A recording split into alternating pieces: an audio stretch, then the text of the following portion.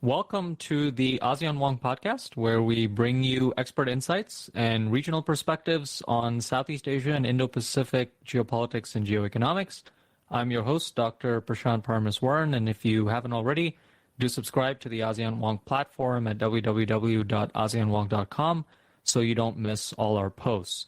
Our guest today is Moe Thuzar, who spent a decade at the ASEAN Secretariat and previously was a diplomat as well. Now serves as coordinator of the Myanmar Studies Program and senior fellow at the ISEAS Yusof Ishak Institute in Singapore, which is one of Southeast Asia's leading think tanks, and previously helped head up the ASEAN Studies Program there as well. We will start our conversation talking about the ongoing civil war in Myanmar. Make sure you watch, listen, or read the full episode as we go through a range of other subjects, including future scenarios for Myanmar and how Myanmar is likely to factor into the ASEAN agenda in 2025. So welcome to the ASEAN Wonk Podcast, Moe. Thank you for joining us. We continue to see... Yeah, thank you so much. And we continue to see a pretty tragic situation play out in Myanmar amid the ongoing civil war. And just so that we're not being sort of euphemistic or very general about what's happening, just for the benefit of listeners, watchers, and readers. The UN estimates from just a few weeks ago show over 5,300 civilians killed, more than 3.3 million displaced since the military seized power on February 1st, 2021. Coupled with the casualties after Typhoon Yagi as well. The economy has contracted by about a fifth since the coup, according to the World Bank. About a third of the country is in poverty. The junta is estimated to control around just about a half of the country, perhaps less. And there's also been worries about growing apathy on the situation in Myanmar as well. That's really hard to measure. But I think one of the reasons why we wanted to have you on the podcast, Moe, is that ISEAS has been one of the few institutions who's actually done a lot of measurement around this and how this factors into a lot of the other regional issues in Southeast Asia. The ISEAS State of Southeast Asia survey showed, for example, this year that the Myanmar crisis, I think, was ranked below the top 5 in terms of issues in Southeast Asia. And obviously, lots of issues there: Israel-Hamas war, South China Sea, global scam operations, and so on and so forth. But I'm wondering if you could just help us, sort of set the stage a little bit about how Myanmar factors into this very diversified regional landscape in Southeast Asia. What are your thoughts about, as someone who watches the Myanmar situation on its own terms, but also someone who's watched the regional context as well, what are your thoughts about how we think about Myanmar's place within the regional context in Southeast Asia and also, frankly, the global context that we have there? I mean, how would you sort of help us assess that? Right. Thank you, Prashanth. That's a very broad range of questions and issues to address when we talk about the ongoing, very tragic situation in Myanmar. Maybe we could start first by just getting to look at that overall situation of what is happening in Myanmar or what's going on in the context of the civil war that you just mentioned. As an aspiring historian, I think it would be remiss of me to not point out here that Burma in the past, Myanmar today, has never really been free from a civil war type of situation. There's a decades-long type of conflict that's been going on in the past, mostly in the periphery areas of the country, where different ethnic armed organizations have, for their various objectives, been pushing back or resisting the Myanmar military.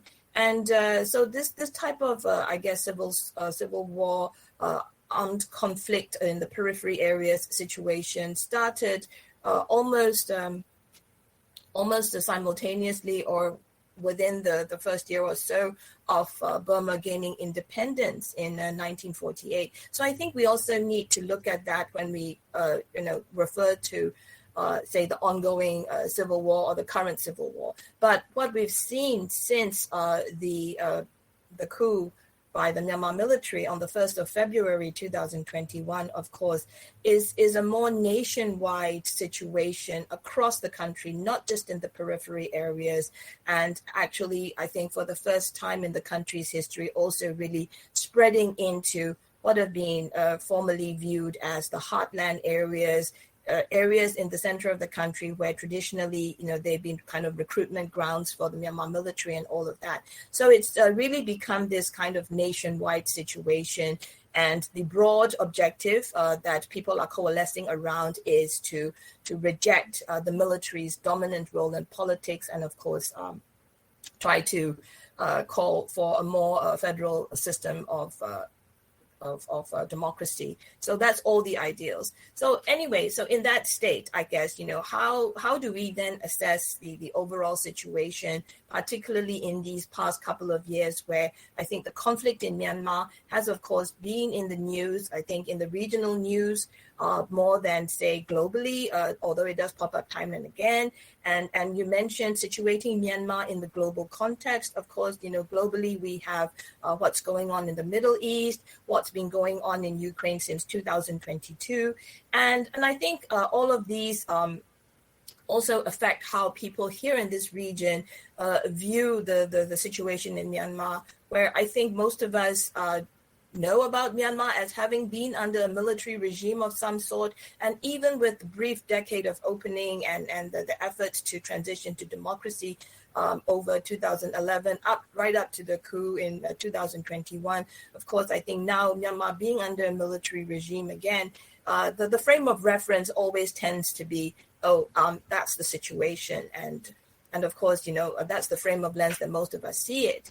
But for those of us who are trying to follow the situation, monitor developments that's been happening, there's this term that has now, in my view, it's entered the lexicon of any conflict discussions about Myanmar, and it's called Operation 1027. Mm-hmm. Now, that's a kind of a military offensive that was launched by ethnic armed organizations in Myanmar's northern Shan state, that's in the northern part of the country, in areas that are close to Myanmar's border with China. And it had progressed quite rapidly, taking several strategic outposts and recently even an important regional command. So because of that, Operation 1027 has shifted, I think, the conflict dynamics and seized imaginations on this overall state of the current conflict, the ongoing civil war in Myanmar. And the forces spearheading this offensive has also been, brought more into focus. As I mentioned, these are ethnic armed organizations that have formed alliances of their own. They have operated mostly in the northern part of the country, but one of the members of that alliance also is the Arakan Army, which is the ethnic armed organization that emerged rather recently in Myanmar's conflict civil war history. It emerged in 2009, and it's in the western part of Myanmar in Rakhine State, where it has also been pushing back rather successfully against the Myanmar military, more so in recent months. And of course, there's the consideration of resistance groups, including what are called PDFs, People's Defense Forces, that may or may not also there are many. Some of them come under the broad framework of the parallel national unity government that formed after the coup with elected lawmakers from the 2020 elections. But anyway, going back to why Operation 1027 has seemed rather consequential in in conflict discussions about Myanmar, is because there are several realities that we now see in Myanmar. Firstly, the Myanmar military is losing more administrative control in several areas, including towns and regional commands. And of course, this has both strategic and psychological impacts.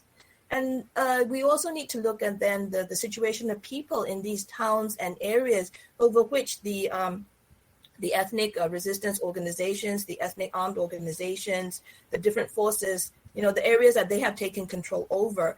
And that requires also consideration of how there are the administrative services delivery, or in the case of important trade routes, mind you, these are locations that are along the border trade route between Myanmar and China. So if we look at that in that context, there's also that connectivity consideration.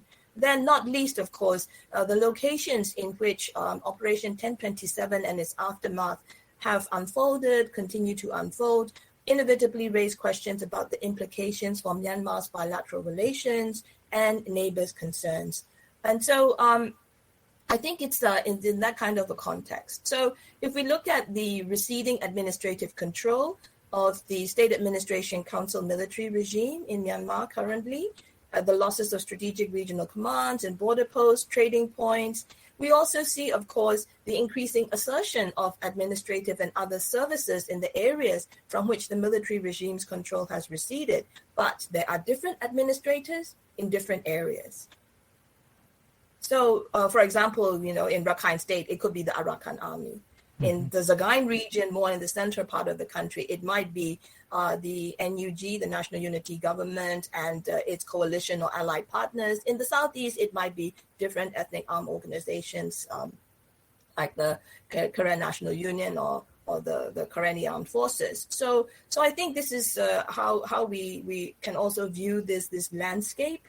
Recently, the Myanmar military has offered peace talks, but in that offer still uses language that invokes the resistant forces as terrorists. And of course, the military's public statements still continue with expressing the vows or the commitments to crush all opponents. So, there's that language and rhetoric that continues, even as the military now probably sees itself in a position that it needs to start offering or talking about this quote-unquote peace talks. And the resistance, of course, if we look at it, whether different parts or groups have differing objectives, the resistance still broadly shares a common goal of rejecting military rule or dominance. And let's not forget also, if we look at the current situation and context, the enforcement of the conscription law. Now, that started earlier this year in April 2024, and sources tell me it is now in the 7th recruitment round of conscripts. So, this has been going on. Recruitment and training of conscripts seems to occur roughly monthly, and one can only conjecture where these conscripts are being deployed or have been deployed and what has been their fate, for which, there will have to be much more efforts done to collect and collate the numbers and the impacts. I'm sorry I took a bit long, but that's the broad overall context that we need to be aware about when we check the pulse, shall we say, about the overall state of the current situation in Myanmar. No, that was terrific. And I think especially the granularity with which you presented the various actors in Myanmar.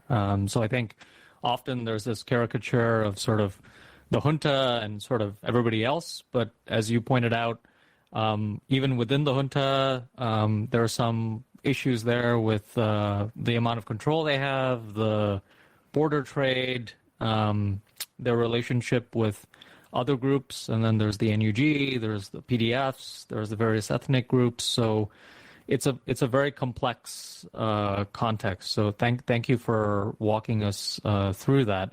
I'm wondering if I could just ask, before we go a little bit more deeper into some of these aspects, you sort of gave a good overview of the internal situation in Myanmar, and you mentioned a couple of key relationships there, including with China.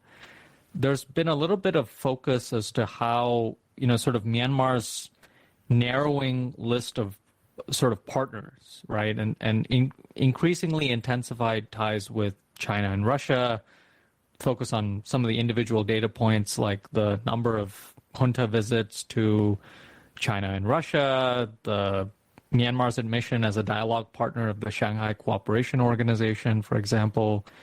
at the same time, we do know that there are other key partners as well that are exerting influence, India, Thailand, European states, the United States.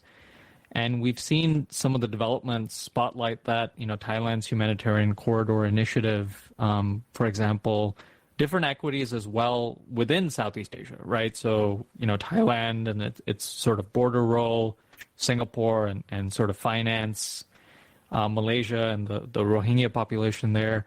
So I'm wondering if you could just walk us through what's the kind of state of play in terms of Myanmar's balance of partners. And as somebody who's looked at the country, and we should, remember, we started out talking about the conflict, but this is a country, not a war or not a conflict or an issue. What is your sense of how we should think about Myanmar's balance of partners in this context? Another very interesting and also very broad-ranging question, Prashanth. This really brings us to the point that you've also very eloquently highlighted about Myanmar's location in this region, positionality when it comes to regional and also broader geopolitical dynamics and so on. And of course, in this day and age, no country is really isolated or can stay isolated, even if they wish to pursue their own agenda or interest in that sense. So if we look at it, of course, we've got the ASEAN context, and then from that ASEAN context, there's also, I guess we could see the links or the connections to how the current military regime in Myanmar is trying to leverage or maneuver the very narrow diplomatic space that it has by seeking other kind of regional forums and so on, where it feels that it may not receive as much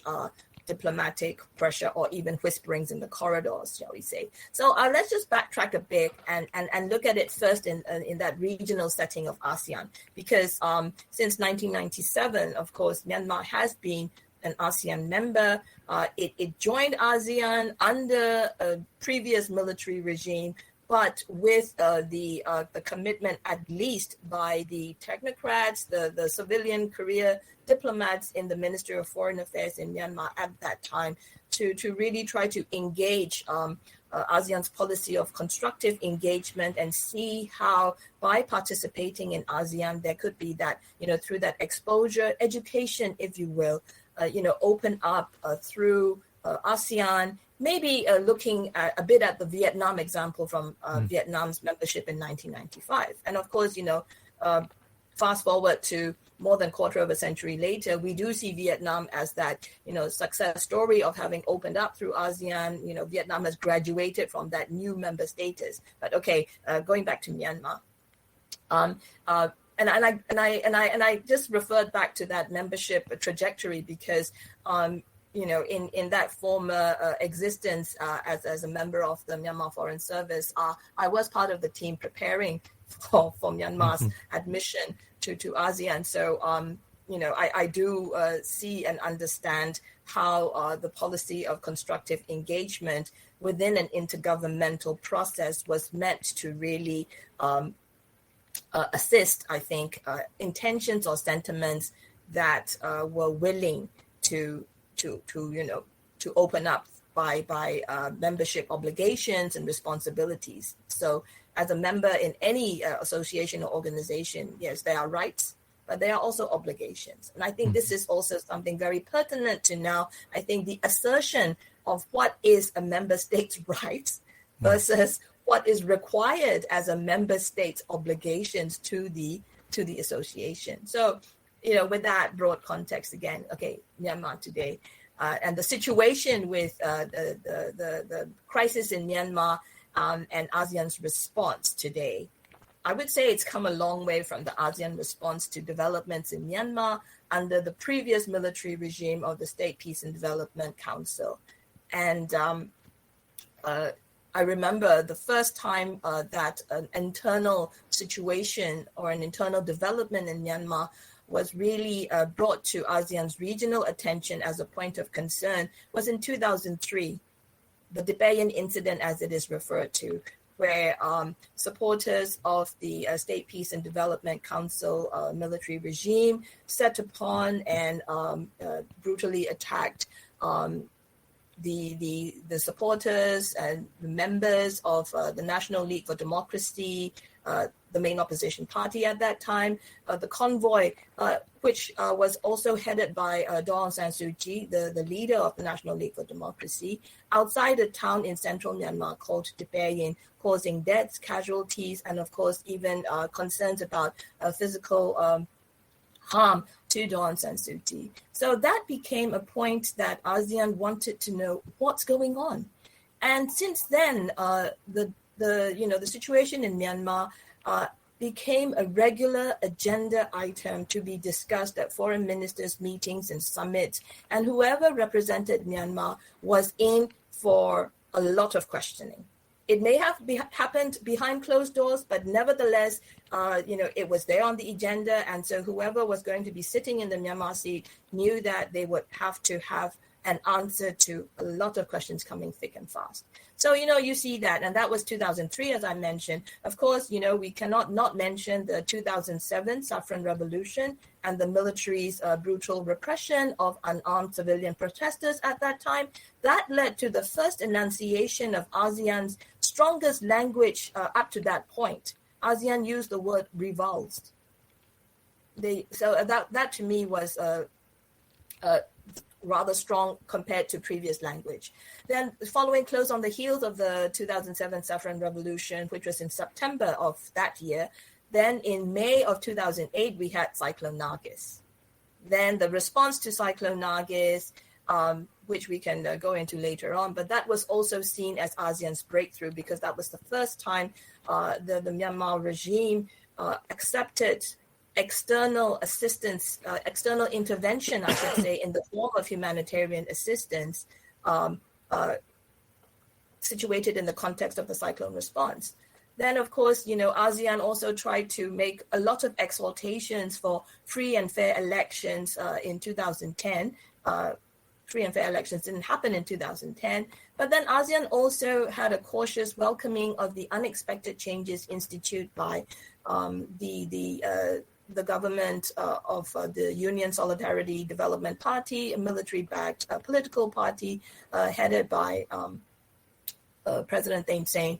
And of course, ASEAN also has viewed with interest the future political role of Daw Aung San Suu Kyi and the National League for Democracy when they became the legal opposition via by-elections in 2012. So with all that history of ASEAN closely following developments in Myanmar in its regional diplomacy setting, I think now we can really see the main difference of ASEAN dealing with the post-2021 coup Myanmar is a more rules-based entity. ASEAN is a more rules-based entity after adopting the ASEAN Charter in 2007 and the Charter's entry into force in 2008. So if we look at that, then ASEAN's response, the 2021 ASEAN chair, that was Brunei. The ASEAN chair had to issue a statement about the coup, and that statement was issued on the 2nd of February 2021. That statement referred to the ASEAN Charter's principles on democracy, good governance, and respect for human rights. So that's a subtle kind of statement there already, warning, if you will, that, there are these obligations and these requirements and, upholding the principles of which, member states have signed on to. And of course, there is what we are more familiar with in diplomatic circles is this unprecedented decision by ASEAN to limit Myanmar's attendance at ASEAN summits. And that also happened during Brunei's term as the 2021 ASEAN chair. Under Cambodia's turn as ASEAN chair, that non-political representative criterion was actually expanded even to foreign ministers' meetings. So Myanmar's attendance at ASEAN summits and foreign ministers' meetings have been limited to a non-political representative. Even as ASEAN continues to practice regional diplomacy as a means of communication, trying to get the message across to the regime in Naypyidaw. So, that's the difference from the past. In the past, from 2003 up to 2012, this kind of communication would have been made at the ASEAN table with a recurring portion on developments in Myanmar, in the joint communiques and summit chairman statements. And now, we have this differentiation. As long as there is no progress in implementing what ASEAN had actually negotiated and discussed and agreed upon in good faith with the coup leader, Senior General Min Aung Hlaing, in April 2021, in the form of the broad 5-point consensus agreement document. As long as there's no progress in that, Myanmar's attendance at these important high-level political meetings is now limited to just a senior official, a non-political representative attending and representing Myanmar. So the seat is not empty. It's just how it's been limited. And of course, the Myanmar, the military regime responded to that initially by choosing not to send a representative, which gave the impression that there's an empty seat syndrome. But starting this year, I also noticed a bit of a change in the foreign policy exertion. I think Myanmar's State Administration Council regime has started adhering to that non-political representative criterion by sending permanent secretary from the Myanmar Ministry of Foreign Affairs to such meetings. So I think here it's also important to note that the non-political representative criterion, as I mentioned, it's linked to the State Administration Council's non-compliance with the 5PC, the 5-point consensus. Sorry, I tend to lapse into jargon. So it's linked to the non-compliance with the 5-point consensus, but the non-political representative criterion itself is not part of the 5-point consensus. It came about as ASEAN's response to the State Administration Council's conflation of its own internal 5-point roadmap with ASEAN's broad 5-point consensus that they nevertheless tried to negotiate with the senior general. And, here again, roadmaps, Myanmar's roadmaps and so on, it will bring to mind for those of us following Myanmar. In the past, ASEAN actually went along with the previous military regimes, the State Peace and Development Council's 7-point roadmap to democracy. That was the kind of thing that the regime in Myanmar at that time presented to ASEAN after the Tapayan incident in 2003 as, oh, no, we're trying to move towards democracy. This is our 7-point roadmap. So in the past, ASEAN went along with this Myanmar's, internal domestic roadmap and monitored its progress, so to speak, via the briefings that the Myanmar political principals would deliver at high-level ASEAN meetings. Now we are seeing ASEAN standing firm that ASEAN's 5-point consensus is something that ASEAN has negotiated for to help bring about cessation of violence and facilitate humanitarian assistance, as well as help to mediate among different political stakeholders, Myanmar stakeholders in the country towards an eventual dialogue type of situation.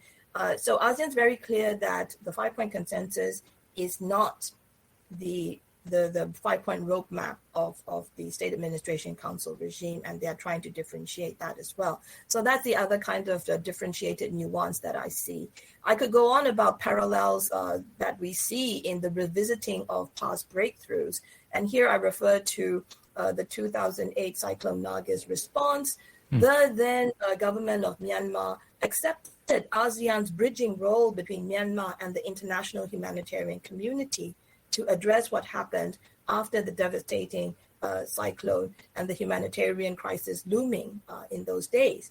But, those references to that humanitarian assistance as the first step, the first entry point, so to speak, is revisited by both sides, I would say.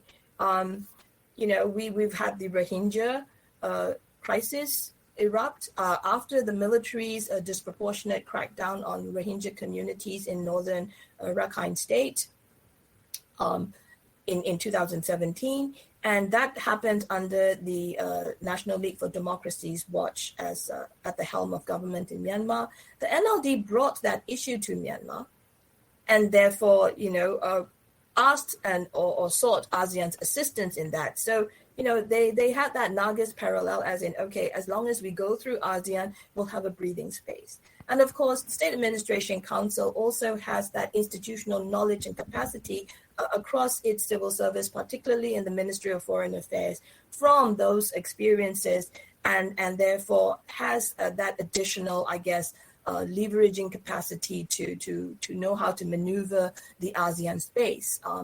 As we have seen, I mentioned the 2017 Rohingya crisis, but of course we've seen that in the context of ASEAN's effort to introduce a humanitarian pause after the 2021 coup. So that's a broad regional kind of dynamics that's going on. But when it comes to Myanmar's foreign policy, external relations, I've observed that there's also this tendency to go bilateral, to seek out who might be more sympathetic among the different ASEAN members and the other external actors in the regional and international communities. So that's something that we're also seeing, in addition to I think, the State Administration Council military regime seeking to leverage the narrow diplomatic space that it has with, several of the countries that you've mentioned, and seeking membership or observer status, associate status in other regional organizations. I guess we could go on